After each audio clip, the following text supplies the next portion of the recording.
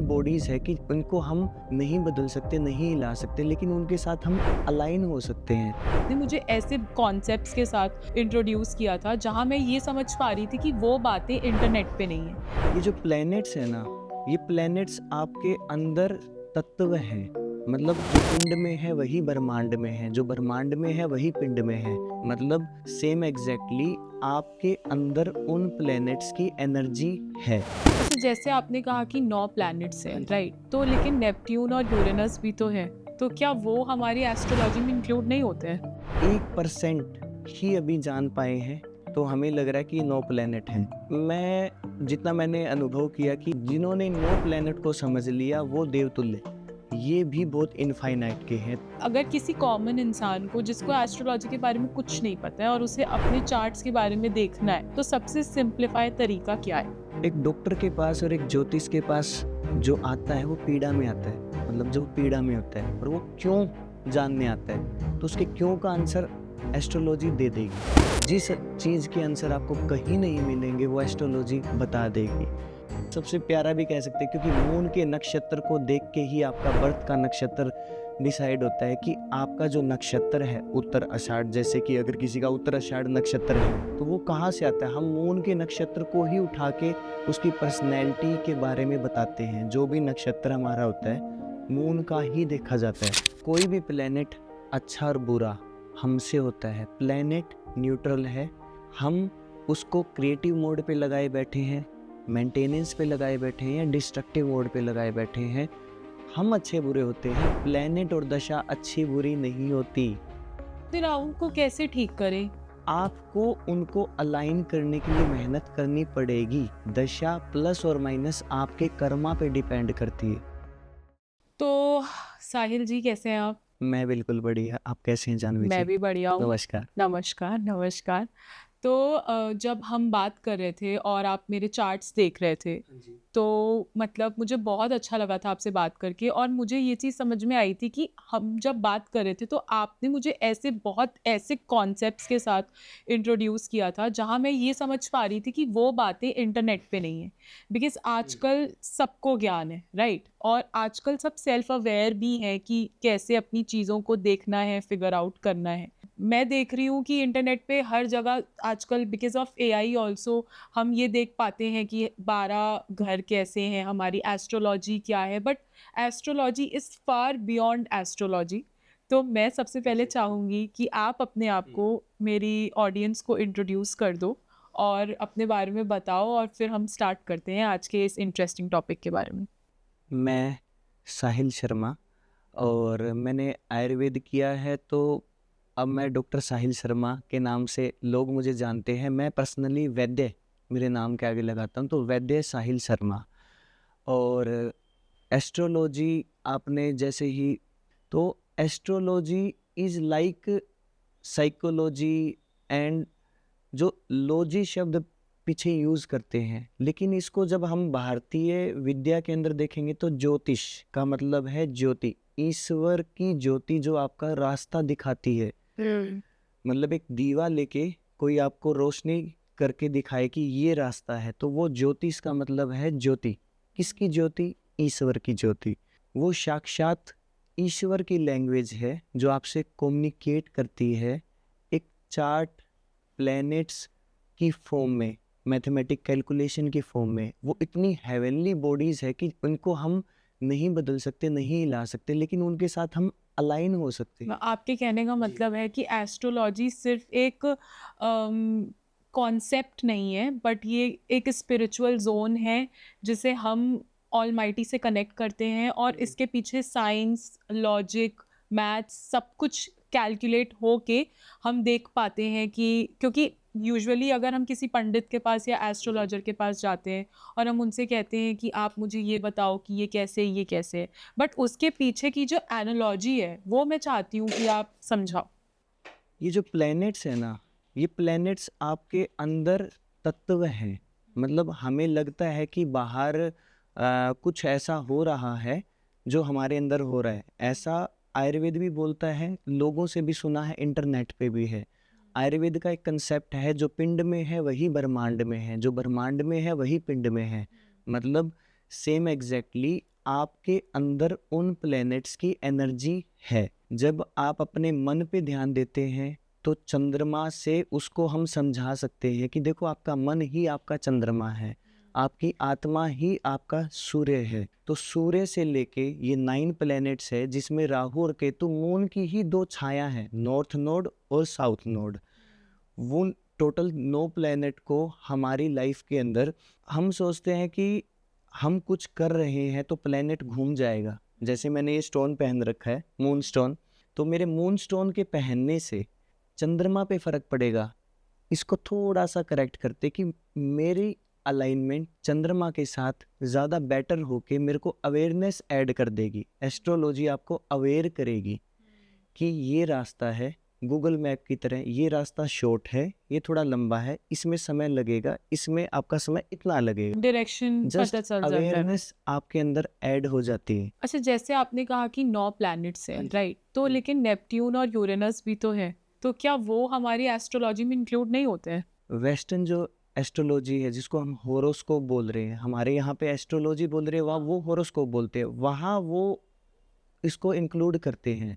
लेकिन हमारे 9 प्लैनेट्स ही हैं, पराशर ऋषि ने जो बोला है, और उसके आगे भी जो गैलेक्सीज है काम तो वो भी कर रही है, लेकिन हमें 1% ही अभी जान पाए हैं, तो हमें लग रहा है कि ये 9 प्लैनेट हैं। मैं जितना मैंने अनुभव किया कि 1% भी नहीं जान पाए हैं हम, तो ये 9 प्लैनेट से भी बहुत ज़्यादा है। लेकिन हाँ, जिन्होंने 9 प्लैनेट को समझ लिया वो देवतुल्य, ये भी बहुत इनफाइनाइट के हैं। तो हाँ, नेपच्यून और यूरेनस जो है, प्लूटो भी है, इनका भी हमारी कुंडली पे असर आता है। लेकिन उससे पहले 9 प्लैनेट जो बैठे हुए हैं, मन के रूप में चंद्रमा, सूर्य के रूप में हमारी आत्मा, और मन और आत्मा के बीच में एक ही चीज़ होती है।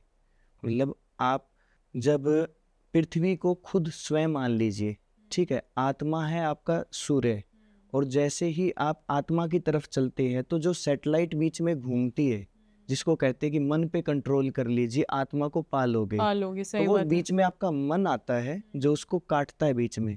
तो ना आपके और आत्मा के बीच में मून सबसे प्यारा भी कह सकते हैं, क्योंकि मून के नक्षत्र को देख के ही आपका बर्थ का नक्षत्र डिसाइड होता है कि आपका जो नक्षत्र है उत्तर आषाढ़, जैसे कि अगर किसी का उत्तर आषाढ़ नक्षत्र है तो वो कहाँ से आता है, हम मून के नक्षत्र को ही उठा के उसकी पर्सनैलिटी के बारे में बताते हैं। जो भी नक्षत्र हमारा होता है मून का ही देखा जाता है। तो जैसे उत्तर आषाढ़ उत्तर आषाढ़ नक्षत्र मून से एसोसिएट किया आपने।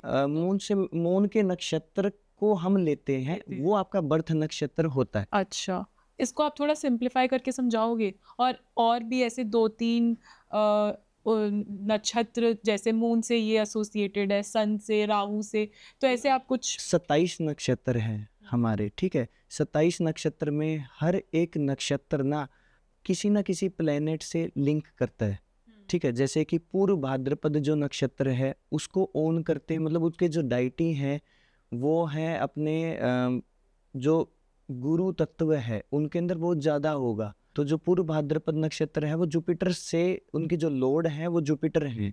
तो उत्तर आषाढ़ जो है उनके सन हैं, तो उनके अंदर सन के ट्रेट मिलेंगे। ये आपको गूगल पे हर एक इंटरनेट की साइट पे मिल जाएगा कि उत्तर आषाढ़ बंदा जो होता है वो सन की एनर्जी लेके चलता है। तो ये प्लैनेट्स होते हैं, ये अपनी राशियों के थ्रू, ठीक है, नक्षत्र के थ्रू रिजल्ट देते हैं। तो जो 12 हाउस होते हैं उसमें ना 1 से लेके 12 तक राशियां होती है, तो 2-2 करके राशियां प्लैनेट से कनेक्ट हो जाती है। लेकिन फिर आ जाता है मून एंड सन, मतलब जो कर्क राशि होती है वो मून की है, जो लियो है वो सन की है। उसके अलावा जो 1 और 8 नंबर राशि है वो मार्स की है। तो जो 2 नंबर और 7 नंबर राशि है वो शुक्र की है, वीनस की है। और जो 3 नंबर और 6 नंबर राशि है वो उसको हम बुध ग्रह कंट्रोल करता है। 3 नंबर राशि जहाँ भी आपको चार्ट में 3 नंबर लिखा मिलेगा, 6 नंबर लिखा मिलेगा, इन दोनों राशियों की जो कंट्रोल है ऊपर से वो बुध करता है, मरकरी करता है, ठीक है। जो 12 और 9 नंबर राशि है वो जुपिटर कंट्रोल कर रहा है। जो 10 और 11 है, ठीक है, जिसको हम कैप्रिकॉर्न और एक्वेरियस बोल देते हैं कि एक्वेरियस साइन में है, उसको शनि कर रहा है, मतलब शनि की एनर्जीज उनमें है, ठीक है। तो 1 और 8 हो गई मार्स की, 2 और 7 हो गई शुक्र की, 3 और 6 हो गई मरकरी की, 4 नंबर जो कर्क राशि होती है वो होगी मून की, 5 हो गई सन की लियो, और जो हमारी रह गई 10 और 11 वो शनि की, और 9 और 12 जुपिटर की। तो ये ऐसे मान लीजिए कि एक बहुत बड़ा स्कूल है, स्कूल के अंदर क्लासरूम है, क्लासरूम के अंदर बेंच है, बेंच के ऊपर बच्चे बैठे हुए हैं। तो एक हमारा प्लेटफॉर्म है, जिस घर के अंदर हम बैठे हैं, तो घर हमेशा क्या करता है, सेकंड हाउस। सबसेट्स बता रहे हो आप हाँ, सारे। जो वो ना हमारा बेस है, ठीक है, उसके अंदर किराएदार आ जाते हैं। अब किराएदार को खुश रखोगे तो मालिक भी खुश रहेगा। तो जैसे आप ये बता रहे हो, ये मतलब मेरे को भी थोड़ा-सा समझने में डिफ़िकल्टी हो रही है, क्योंकि ये चीज़ आप तो जैसे वेल वर्स्ड हो क्योंकि आप प्रैक्टिस कर रहे हो। बट अगर किसी कॉमन इंसान को जिसको एस्ट्रोलॉजी के बारे में कुछ नहीं पता है और उसे अपने चार्ट्स के बारे में देखना है, एक होता है ना कि हम पंडितों के पास जाते हैं, एस्ट्रोलॉजर्स के पास जाते हैं अपनी चीज़ें दिखाने के लिए, बट अंदर से कुछ ऐसे, जैसे लेट्स से कि अगर हम जैसे मैं ही किसी एस्ट्रोलॉजर के पास गई और उन्होंने मुझे कुछ पॉजिटिव बोल दिया, तो मेरा तो मन खुश हो गया, बट कहीं ना कहीं मुझे ये भी लगा कि ये भगवान थोड़ी ना है जो सच बता रहा है, या वाइजे वर्जा कुछ नेगेटिव बोल दिया। और क्रॉस चेक करते हैं हम, इसीलिए कितने सारे एस्ट्रोलॉजर्स तादाद में जाके इंसान इनसे भी पूछता है, उनसे भी पूछता है। ठीक है, सेटिस्फैक्शन नहीं मिलता है एक इंसान को एक जगह पे, और हर इंसान की अपनी एक कला होती है, अपना एक ट्रेट होता है एस्ट्रोलॉजी बताने का और समझाने का। बट लेट्स से अगर क्रॉस चेक करना है खुद से, तो अगर खुद से क्रॉस चेक करना है और एस्ट्रोलॉजी के बारे में जानना है, तो सबसे सिंप्लीफाई तरीका क्या है? था, सेकंड हाउस आपकी बैंक बैलेंस का था, थर्ड हाउस आपकी मेहनत का था, फोर्थ हाउस आपके मन का था, आपकी फैमिली प्रॉपर्टी व्हीकल का था, फिफ्थ हाउस आपके सॉल्यूशन का था, ठीक है, लर्निंग का था, जो आप लर्न करते हो, क्रिएटिविटी का था, सिक्स्थ हाउस आप बीमारियां आती है, जो डिजीज हो जाती हैं किसी को, क्यों हो रही बीमारी, सेवेंथ हाउस बिजनेस का होता है, जैसे सिक्स्थ हाउस जॉब का है तो सर्विस का है, पेट्स का, सेवेंथ हाउस बिजनेस का है, स्पाउस का है, जो इंटरेक्ट करते हैं हम लोगों से। आप मेरे सामने बैठे हो, आप मेरा सेवेंथ हाउस हो, अच्छा। ठीक है, मैं आपका सेवेंथ हाउस हूँ। हाँ। एट्थ हाउस होता है sudden gain, sudden sudden pain, pain. Sudden loss, ठीक है, एंजाइटी, और डिप्रेशन। शायद सडन लॉस डेथ भी उसी में आ गया। कई जने एट्थ हाउस को डेथ का मानते हैं, कई जने सेवेंथ हाउस को मानते हैं। अच्छा। मेरा अनुभव ये है कि आपके समक्ष से मृत्यु, मतलब आपके सामने से मृत्यु आती है, कभी भी अंदर से नहीं आती। या तो कोई खिलाएगा कुछ, या बाहर से कोई आघात होता है, मृत्यु अंदर से घटित होती ही नहीं है। तो ना एट्थ हाउस मृत्यु का द्वार है, अच्छा। सेवेंथ हाउस इज मृत्यु एंड मेडिटेशन, इसलिए सेवेंथ हाउस से गेन्स होते हैं। मतलब ये जनता आपको गेन्स देगी, आप सरकारी हो, प्राइवेट हो, या आप स्पिरिचुअल कोई टीचर हो, ये जनता ही आपके सामने बैठेगी। तो एट्थ हाउस ना हमेशा लॉस का नहीं होता, एट्थ हाउस ट्रांसफॉर्मेशन का है, बदलाव का है। जैसे छठा घर नियम का है, आठवां घर बदलाव का है। बिना एट्थ हाउस के बदलाव कैसे कर पाओगे। नाइन्थ हाउस आपके भाग्य का है, फादर का है, टीचर का है। टेंथ हाउस आपके ओवरऑल कर्मा है, ठीक है, टेंथ हाउस आपकी डिग्निटी, स्टेटस और करियर है। इलेवेंथ हाउस आपके डिजायर हैं, जितने भी लाइफ में डिजायर हैं, आपके दोस्त हैं, सोशल सर्कल है।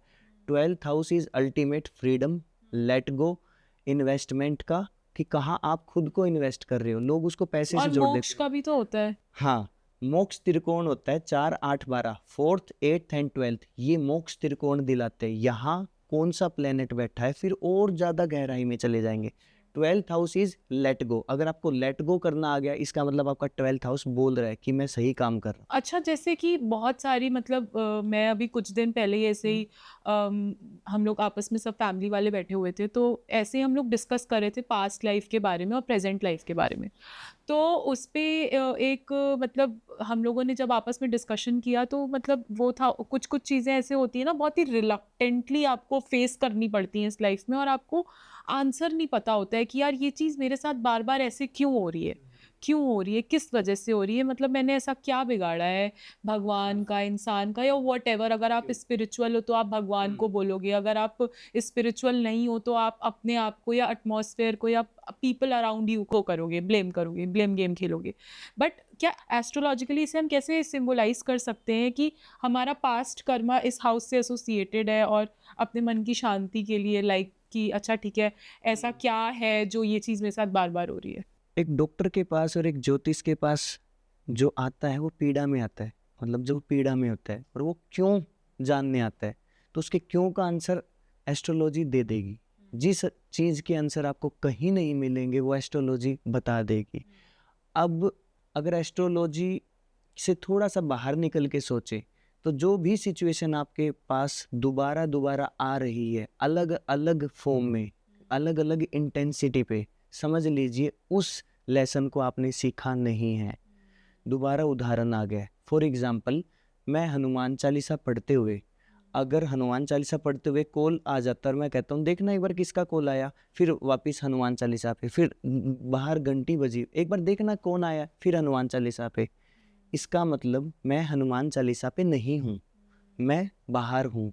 सेम एग्जैक्टली आपके सामने उदाहरण बन के कोई ना कोई कभी ना कभी आ रहा है, ये यूनिवर्स आपको बार बार बताता है कि तुम्हारा फोकस कहाँ है। फोकस कहाँ है और आप अभी भी नहीं सीखे हो।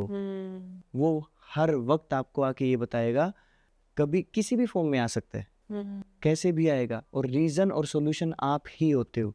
पास्ट लाइफ से हम जोड़ते कि मैंने ऐसा क्या किया, मैंने ऐसा क्यों किया, आज जो कर रहे हो यही पास्ट बनेगा।